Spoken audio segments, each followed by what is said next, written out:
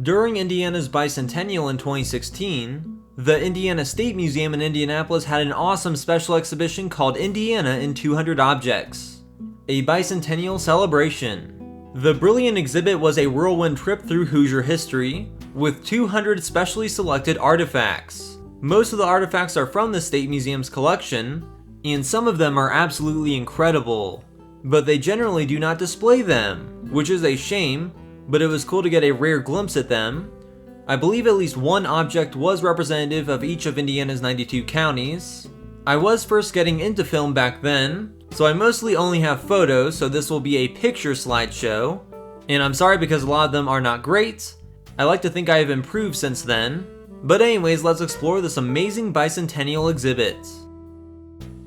First off, here is a Sig Sautel circus shell bandwagon from 1887.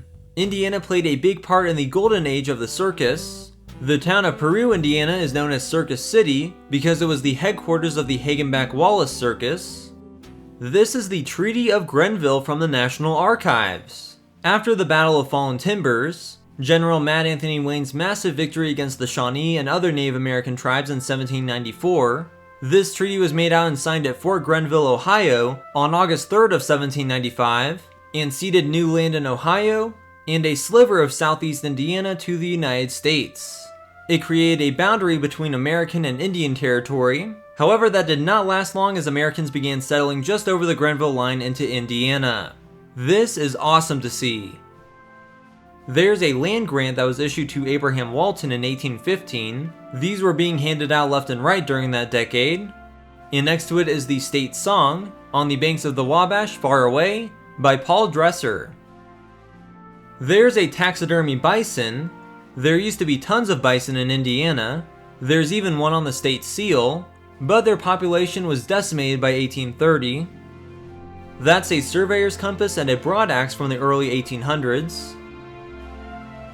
And this is a footlocker that was used by a civilian conservation corps worker as he worked on building infrastructure at Brown County State Park during the Depression. That is General Mad Anthony Wayne's camp bed. He used this bed in the field during his Scorched Earth campaign against the Native American Confederacy from 1794 to 95. He would have had this with him during Fallen Timbers. On the left is the congressional resolution admitting the state of Indiana into the Union back in 1816, signed by President James Madison. Next to it is the Northwest Ordinance, which was adopted by the Congress under the Articles of Confederation in July of 1787. This document formed the Northwest Territory and established the process for admitting states like Indiana into the Union. I visited the exhibit twice about 6 months apart, and by the time of my second visit the National Archives took their stuff back, so they substituted with the 1851 Indiana State Constitution. The original 1816 Constitution was revised in 1851, so this is the current state constitution. Both constitutions are usually displayed in the rotunda of the State House. There's Kennesaw Mountain Landis's plaque from the Baseball Hall of Fame, an Esquire magazine printing plate featuring Cummins engine CEO J. Irwin Miller, alongside a hand-colored book plate that was made by author and naturalist Jean Stratton Porter for one of her nature books about moths. The State Museum now owns her Limberlost cabin, which I have been to. It's pretty neat. There's a Plains Indian robe from the 19th century, alongside an old gasoline engine. There's a basketball jersey worn by Tamika Catchings, perhaps the greatest female basketball player in history, who was from Indianapolis, and a dress designed by the famous fashion designer Norman Norrell of Noblesville. That paper towards the top is the Sexuality Research Project interview code sheet from the famed Kinsey Institute at Indiana University. They famously recorded 18,000 sex histories between 1938 and 1963. That was Gus Grissom's ID card. The third man in space was from Mitchell, Indiana. Sadly, he perished in a pre-launch fire. There is Indianapolis jazz guitarist Wes Montgomery's Grammy, and the desk plate of Gary, Indiana Mayor Richard Hatcher. He was the first black mayor of Gary, and took office just after U.S. Steel left. Also, that was St. Mother Theodore Guerin's chaplet. She established the St. Mary of the Woods Academy near Terre Haute, the first Catholic women's liberal arts college in the United States. This fancy cane was made for socialist leader Eugene Debs, who was from Terre Haute. I have visited his house there. He was a powerful union organizer and ran for president 5 times with the Socialist Party, including in 1920 when he ran out of federal prison. It was there that a fellow prisoner gave him this cane. This is Amelia Earhart's flight jacket. The aviation pioneer worked at Purdue University while preparing for a fatal round-the-world trip. That is Larry Bird's All-NBA First Team trophy. The famed basketball player lives in French Lick, Indiana. This is really interesting. A pistol that was presented to Miami Chief Little Turtle by General Tadeusz Kościuszko in 1797. Kościuszko was a freedom fighter in his native Poland, and after he got exiled from his homeland, he played a big role in the American Revolution. Now in 1791, Little Turtle inflicted the worst defeat the US ever suffered against the Native American army in St. Clair's defeat. 657 American soldiers were killed. However, he became somewhat respected out east and made trips to Philadelphia to meet with Presidents Washington, then President Adams.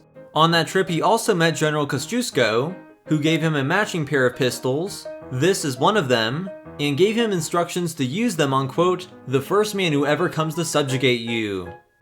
This is an FBI wanted poster for John Dillinger from 1934. Public Enemy number 1 was from Indiana, and he did several of his murderous robberies across the states. This is a life jacket that was signed by the survivors of the USS Indianapolis. The Indianapolis was torpedoed just after delivering the parts for the atomic bomb in July of 1945.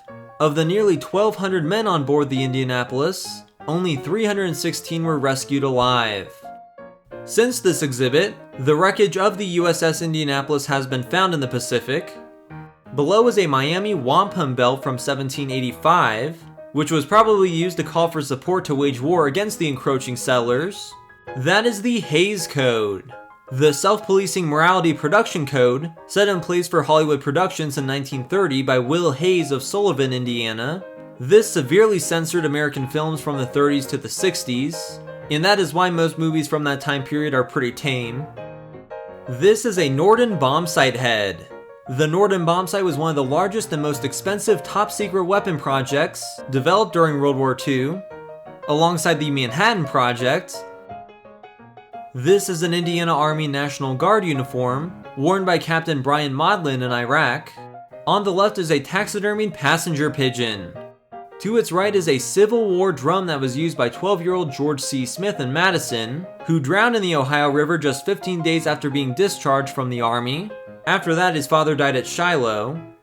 That is a letter written by Underground Railroad conductor Levi Coffin to his son Jesse in 1841. Levi Coffin helped thousands of escaped slaves at his house in Fountain City, Indiana. That place is incredible. Oh wow! This is Indiana's electric chair. This electric chair was used at the Indiana State Prison in Michigan City. It electrocuted 78 men to death between 1913 and 1994, which actually isn't all that long ago. There's an ancient saber-toothed cat skeleton. Here's yet another random assortment of objects, including a fossilized skull top from a placoderm on the right, and a saber-toothed cat tooth, between an atlatl weight, and a picture from the Madison and Indianapolis Railroad, which had an extremely steep incline into Madison. It was a true engineering feat. This is the Gatling gun, the first ever rapid-fire repeating gun.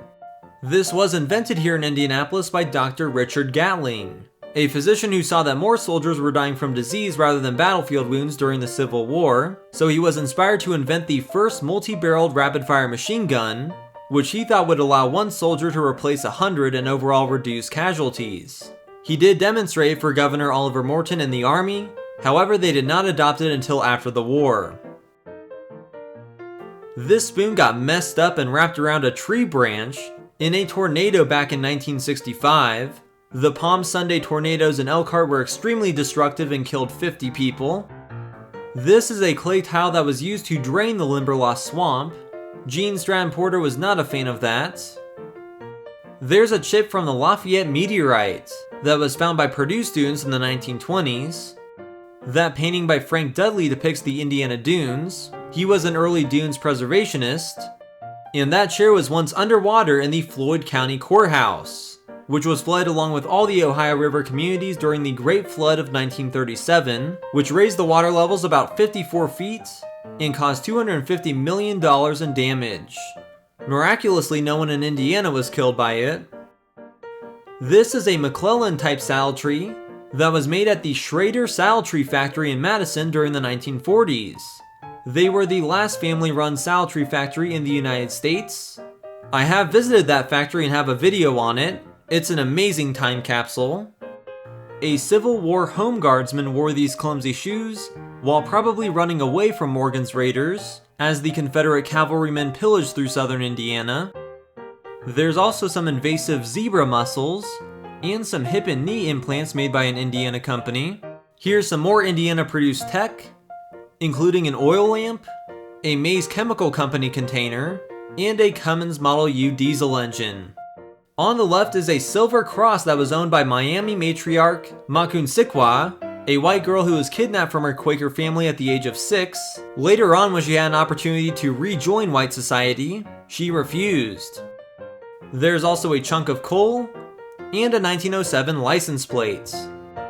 That is astronaut Janice Voss's flight shirt. Voss was from South Bend, and she went to space 5 times.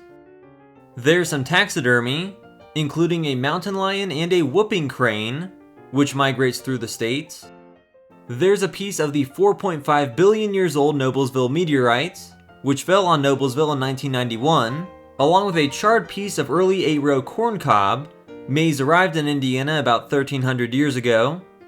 Here we have a long rifle flintlock that was converted to percussion by a pioneer, a caribou antler, and an 1830s Windsor chair that was brought from North Carolina.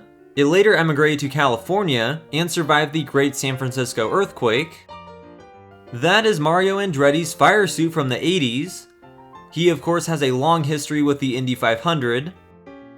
Plus there's a 1940s local television camera and a hop rod pogo stick. Oh, and there's a peregrine falcon above Andretti's fire suit. Very random assortment, I love it. From left to right, there's a nautiloid fossil, an arrowhead, the purse of music teacher Minnie Pearl Saylor, who was killed in a 1910 interurban crash, and famed bicycle racer Major Taylor's 1901 trophy. This is a Dandy Dan, an old child's pedal horse toy, just one example of the merch line based around the popularity of Dan Patch, an Indiana racehorse who never lost a race. That is a white-tailed deer buckskin next to a beaver plume. Beavers were extensively hunted here in Indiana and across the continent. Here's another random assortment of relics, including a 1950s doll, a banknote printing plate, a gorget from a 4,000-year-old oceanic shell, a 1940s Bond note with all sorts of Disney characters on it, and next to that is a $5 note that was issued by the Whitewater Valley Canal Company. Just before the railroads, Indiana heavily invested in canals, which put the state in a lot of debt. There is a Rolls-Royce AE 3007 turbofan engine, which was based on an Allison engine design that powers the Air Force's Global Hawk high-altitude surveillance aircraft. And there's a guitar played by Izzy Stradlin of Guns N' Roses. Stradlin and Axl Rose are from Lafayette. On the left is a Confederate artillery shell, which struck a cannon of the 18th Indiana Light Artillery during the Second Battle of Chattanooga. The Lightning Brigade was a great unit led by Colonel John Wilder and Captain Eli Lilly at Chickamauga and Chattanooga. There are some gold flakes in there that were discovered in Brown County. I believe they had a mini gold rush. And that is a human brain. The man who had this brain was shot in the head during the Spanish-American War, and while he survived, the damage permanently altered his behavior. After his death, the brain was preserved for study.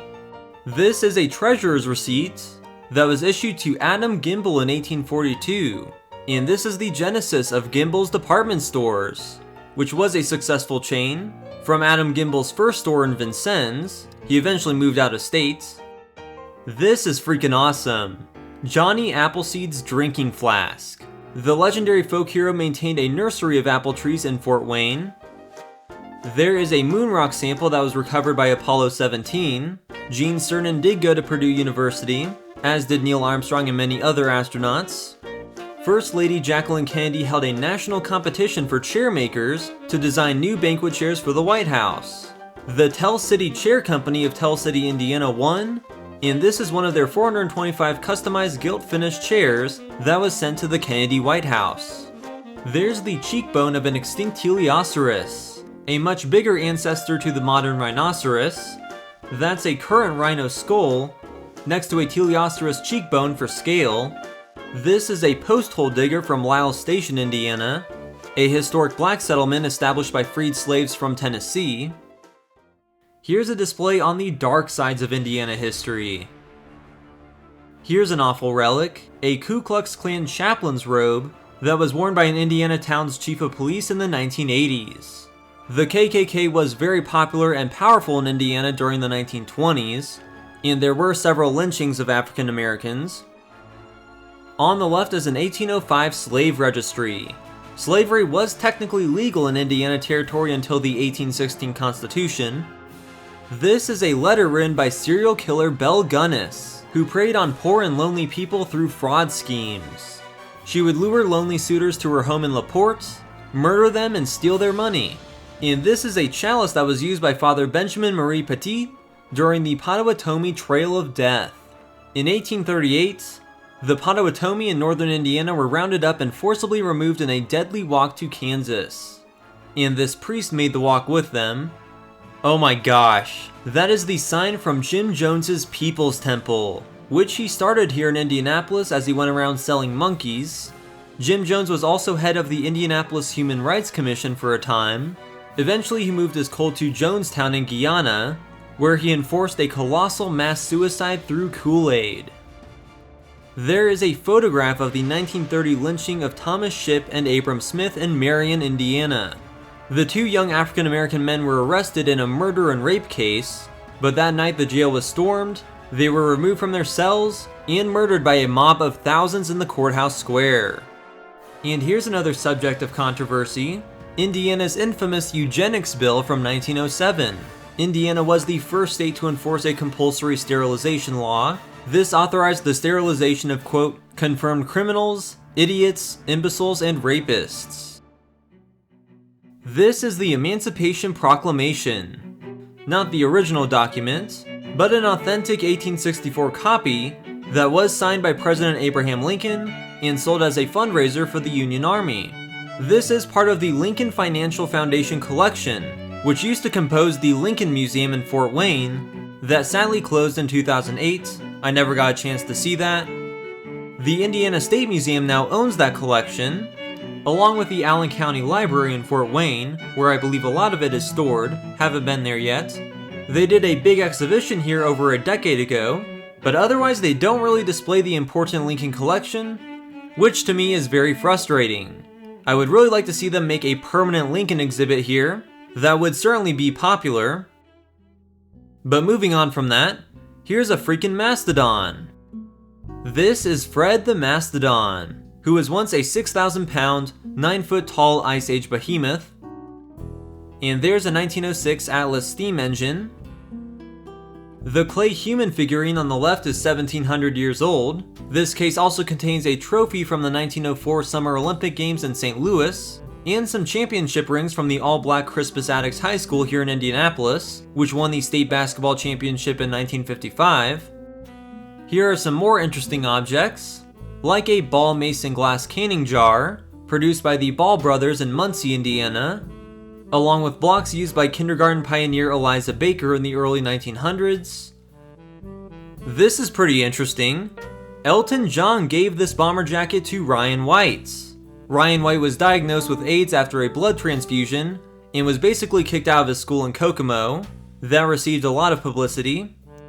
Before his death, he was befriended by several celebrities, like Michael Jackson, Donald Trump, and Elton John.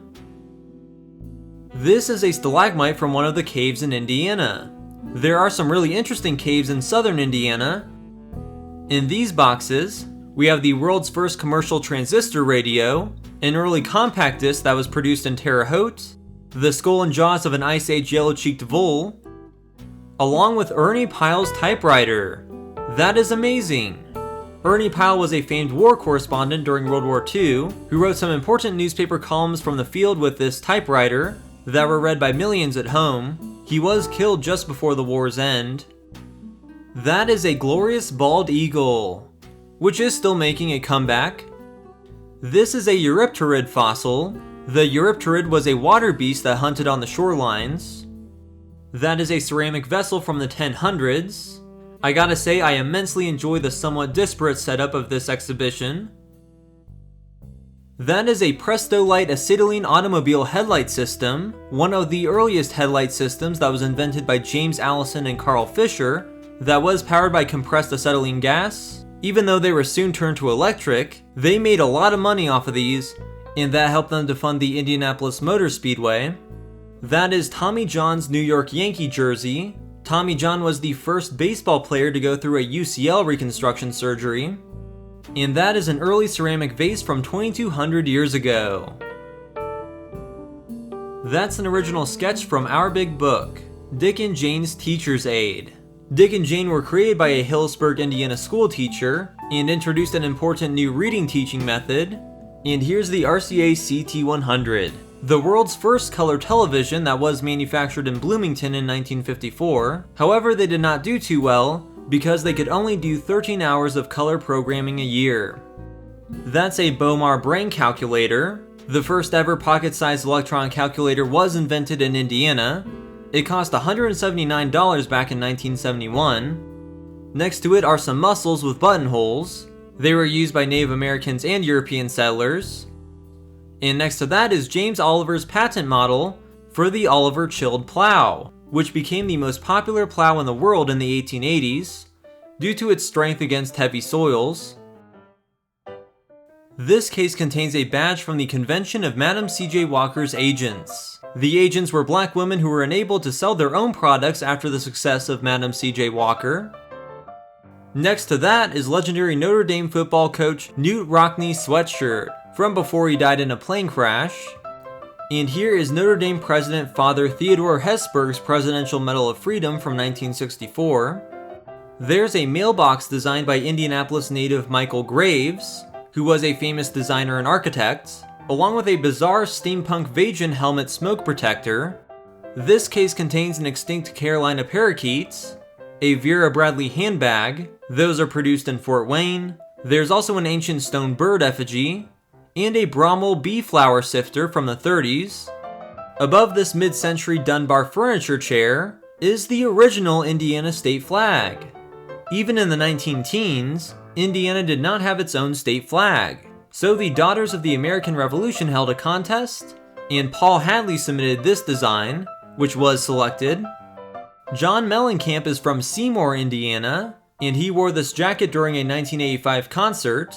And there's David Baker's trombone. Behind that is an Amish quilt. There is a significant Amish population in northern Indiana. And that is a dress designed by Roy Halston Frowick, who also designed Jackie Kennedy's famous pillbox hat.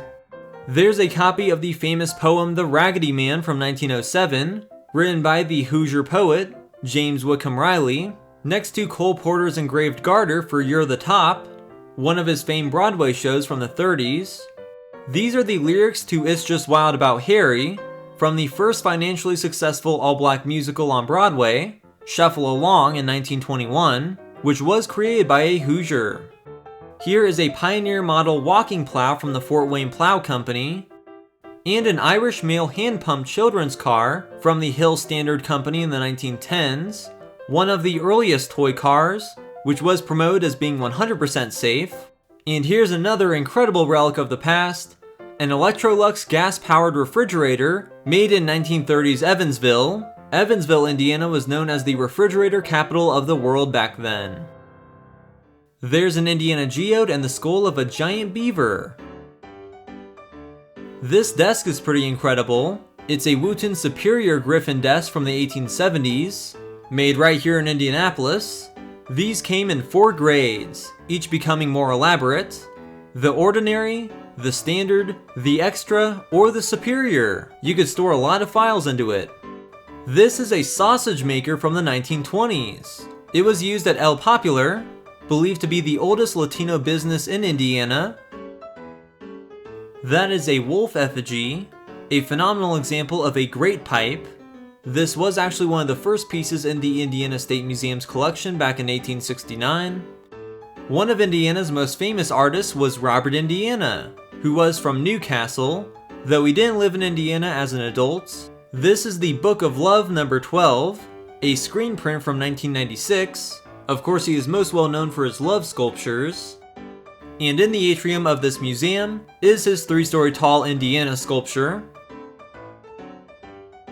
They have Bobby Plump's basketball jacket from Milan High School in 1954. Plump became famous for his last-second jump shot that secured the Milan Miracle when the tiny high school won the state championship, a story immortalized in the film Hoosiers. And below it is a crinoid fossil. Batesville, Indiana is known for caskets, so here is a fancy Batesville Casket Company casket. On the left is a jar of crushed limestone that was displayed at the 1893 Chicago World's Fair. And there's an official Boy Scout bugle made by C.G. Kahn, which was the world's leading musical instrument manufacturer out of Elkhart, Indiana. Also, that is a comic strip that was sketched by Jim Davis in the 80s. The Grant County, Indiana native created the Garfield comic strip. Garfield, of course, is one of the most popular characters of all time. This is a Tiffany stained glass window. Louis Comfort Tiffany liked the Kokomo opalescent glass works, and he used some of their glass on this window. This is the skull of a flat-headed peccary, which is 40,000 years old. Indiana has the most peccary fossils in the world, as a bunch of them got trapped inside of Indiana caverns. This is Michael Jackson's gilded shirt that he wore during the Dangerous World Tour in 1992. The King of Pop did grow up in Gary, Indiana. I wonder if they would still display this nowadays. Here is a copy of Slaughterhouse-Five, written by Indianapolis native Kurt Vonnegut. This is an excellent novel. I love Vonnegut. This is a pinnacle from the Washington National Cathedral in the nation's capital. The National Cathedral was built of Indiana limestone, but the reason they have this pinnacle here is because the 2011 earthquake damaged the cathedral, so this one was damaged beyond repair. This is a Kappa Alpha Psi blazer that was the only African American fraternity founded in Indiana. Here is a giant Prozac antidepressant pill developed by Eli Lilly, along with a classic Coca-Cola bottle. The curvaceous Coca-Cola bottle design was produced by the Root Glass Company in Terre Haute, and that is an original typescript of The Fault in Our Stars, a popular contemporary novel written by John Green of Indianapolis. There's an Odyssey home video game system, the first interactive home video game system invented by Ralph Baer and produced by Magnavox in Fort Wayne, along with a 315 million year old reptile trackway fossil and a mechanical scanning disc from 1927. On the right is an early Raggedy Ann doll from the 1920s. The popular doll was created by Indianapolis cartoonist Johnny Gruelle. This was the first violin owned by world-renowned violinist Joshua Bell of Indiana. He got this at the age of 7 in 1974, but later on it got backed over by a car. I have actually seen Joshua Bell play in person. He is indeed impressive. That is an insulin pilot plant filter presser. Insulin production turned Eli Lilly into the big pharma conglomerate it is today. And that is the original photograph called The Last Smile, the final photo of Anwar Sadat taken by Indianapolis photographer Bill Boley. The photograph was printed all over the world as it was taken just moments before the assassination of Egyptian President Anwar Sadat. And finally, this case contains the great James Dean's black leather jacket from 1955. The young actor was from Fairmount, Indiana. I have been meaning to visit for a long time. James Dean's jacket is next to a copy of Ben-Hur, written by General Lew Wallace of Crawfordsville, Indiana. It is one of the most popular and successful novels in history. And object number 200 are the original Converse All-Stars, or Chucks.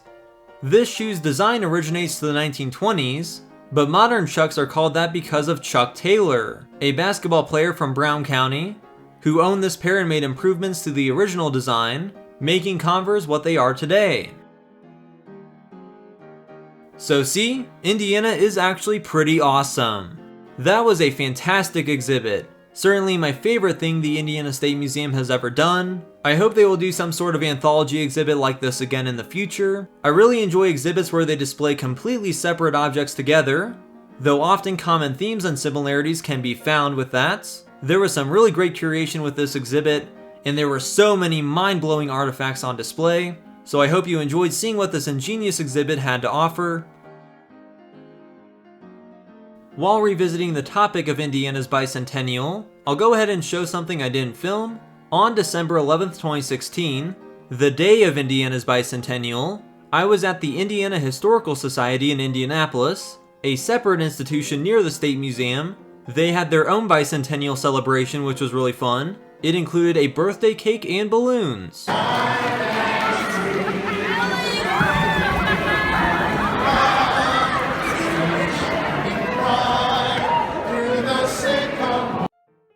They also had some interesting document selections out on display from their library. I really like these illustrations of the second Indiana State House in Indianapolis, which had a very interesting design. They basically put a dome on top of the Parthenon. However, that 1835 structure turned out to be quite unstable, and it was demolished in 1877. The current State House was built on the same site. Abraham Lincoln had a funeral in Indianapolis on April 30th, 1865. Over 50,000 people viewed his open casket in the rotunda of the old Capitol. So here are some photos of the Capitol draped in catafalque. There were also some Civil War era documents on display, including this abolition event flyer, and a call for 25 volunteers in New Albany. Here's an old stereoscopic view of Central Market and Market Street in Indianapolis. These are some vintage Lafayette postcards. Here are some photos from the 1909 hot air balloon races that occurred at the Indianapolis Motor Speedway. Take Me Out to the Ball Game was composed by Indy's own Albert Von Tilzer in 1908. And here's another copy of the state song. If you enjoyed this video, then please check out my other videos on Indiana and Indiana history. Throughout the video, I did show clips of many relevant places to the exhibit's artifacts. Those are all places I do have videos on, so you can check the Indiana playlist if you'd like to see more. I also cover all sorts of museums, historic sites, roadside attractions, national parks, and much more, all over the nation, so please consider subscribing to my channel, as well as liking and sharing this video. Thanks for watching!